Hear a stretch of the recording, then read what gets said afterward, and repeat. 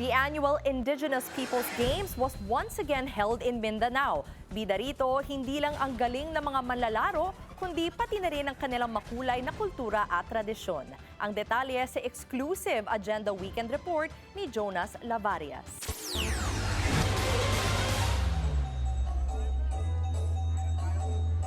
Matagumpay na ipinagdiwang ang second leg ng 2026 Indigenous Peoples Games sa San Agustin, Surigao del Sur matapos ang 2 araw na paligsahang nakatutok sa sports, culture at tradisyon ng mga katutubo.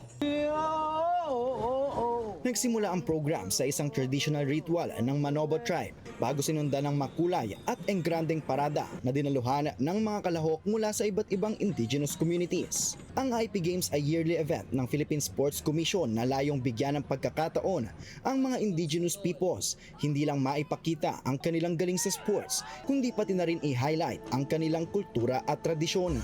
Ang San Agustin ang nag-host ng second leg ngayong taon at ayon sa local government, posible itong maging regular na aktibidad ng bayan. It is one of my pillars, itong sports activity. So, tamang-tama talaga na when the PEC offered this kind of games, sabi ko it's a good idea na at least itong mga IPs people, indigenous people, mapasama natin dito sa atin. Bukod sa kompetisyon, nagkaroon din ng IP Forum na tumalakay sa rights, identity at iba pang usaping may kaugnayan sa indigenous peoples.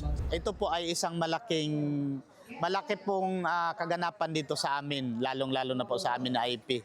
Ito po ay hindi lamang sa pagpanalo namin na maipapanalo po ang laro. Kung hindi, ito po ay maipakita namin hindi lamang sa IP, kung hindi lamang sa Surigao del Sur, kung hindi sa buong Pilipinas, na nananatili po sa amin na tribo ang kultura at tradisyon po namin. Para naman sa Philippine Sports Commission, simple lang ang role ng ganitong programa. Sa PSC, we are enablers. We enable, no? So it's just a matter of parang showing them what the IP is and gathering them, then we organize the games. After that, kusa na nilang gagawin yan.